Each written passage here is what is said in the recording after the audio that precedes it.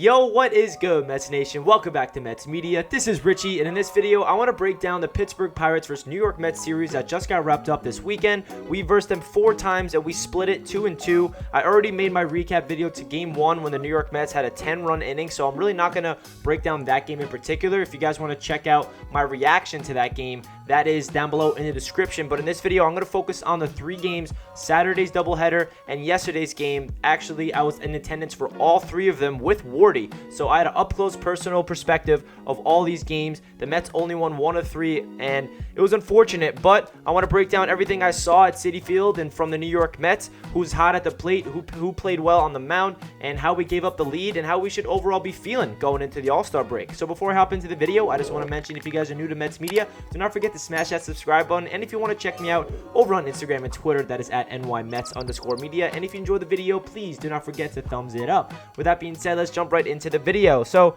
we're going to start off with Game 2, because remember, I already made my recap to Game 1, so if you guys want to check that out, make sure you do so.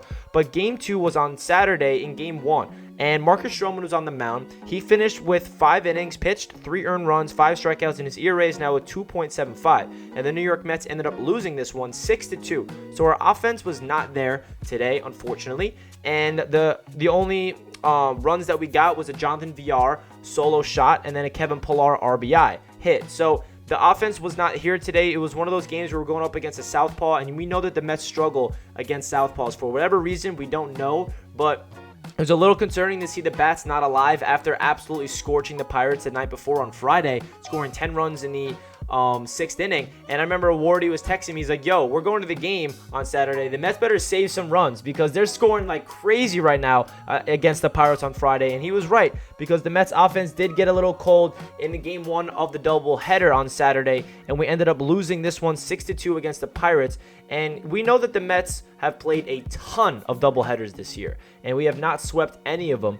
But right when we lost Game 1, I was so confident that we are going to go out there in Game 2 and win this game. There's no shot that the Mets are going to get swept by the Pittsburgh Pirates in a doubleheader, and I was right. So let's get right into Game 2 of the doubleheader on Saturday night. We had Tylor Megill hit the mound once again, the rookie who has been a sensation for the Mets, who I'm so excited about. He finished with 3.2 innings pitched, 1 earned run, 7 strikeouts, and a 3.50 ERA. That is great numbers for a rookie, to have a 3.50 ERA for somebody that wasn't even expected to come into the major leagues this early, and to have one of the best strikeout rates in Mets history. I think he's tied with the best pitchers that came out of the Mets farm system in his first 4 or so games, having the most strikeouts. He's really punching guys out at a high rate. You love to see that. The Mets ended up winning this game 4-2. Seth Lugo came out of the pen, pitched 2 innings, gave up 1 earned run, and then Edwin Diaz had probably his most dominant performance as a New York Met. He came out there in the save situation, the top of the 9th inning, struck out all 3 batters he faced on 10 pitches. It was really awesome to watch Edwin Diaz just absolutely scorch through them. And then the offensive side of things, we saw Pete Alonso hit a solo shot, Jeff McNeil had an RBI hit, and McKinney had an RBI hit himself. So the offense didn't really explode in this game. We won this strictly with pitching, and that's awesome that we have a guy in Tylor Megill who is coming out of the minors and pitching so well. And we know that this Mets team is banged up on injuries in the back end of the rotation. We're still waiting for Carlos Carrasco. We're still waiting for Noah Syndergaard. And Tylor Megill is a guy that could really step up and be on this team for the foreseeable future.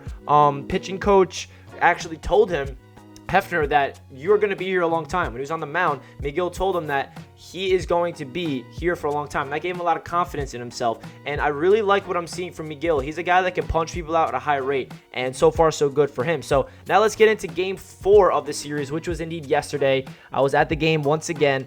And this was one of those games you just want to forget. The first inning was great.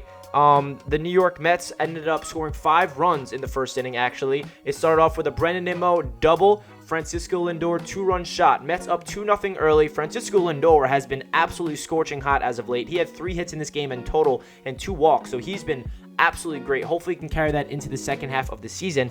And then Michael Conforto, he hits a 3-run bomb in the first inning as well. So the New York Mets are up 5-0. We're in the driver's seat. We're about to win the game, but nope, the bullpen let it up. This was a bullpen game. We had Aaron Loup started. He pitched 2 or 3 innings, gave up 0 runs, which was great. And then Eichhoff came in and pitched decently. He gave up a couple runs, and then Familia came in. He gave up a home run, and then Edwin Diaz enters the game in an impossible situation. Luis Rojas, he puts him in. The Mets are in a pickle. First and third, 1 out in the top of the 8th inning, excuse me. So Edwin Diaz is asked to get a 5-out save.